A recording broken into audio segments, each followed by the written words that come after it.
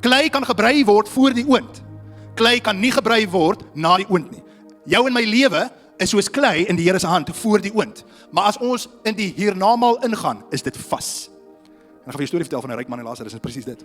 As ek nou probeer die klei verander, as ek dit probeer buig, ek kan doen wat ek wil, ek kan dit dalk kap, ek kan dit harder kap, en dan kan ek dalk nog die klei buig, want ek wil die klei buig, ek kan dit hard kap, en as ek dit probeer buig, dan breek dit. Dis presies hoe jou lewe gaan wees. Dis presies hoe jou lewe is. Jy kan gebuig word deur die Here en sy Heilige Gees nog in die lewe. Jy kan hom kies, but if you enter eternity, is jou geesteskondisie vas. Your spiritual condition is vas. As jy hom nie geken het nie, sal jy hom nooit ken nie. As jy nie by hom wou gewees het nie, dan sal jy hom nooit by hom wees nie. As jy rykdom wou gehad het, en dit was jou skulpies, is al wat jy wou gehad het, dan jy jou skulpies gekry, daar is jou skulpies.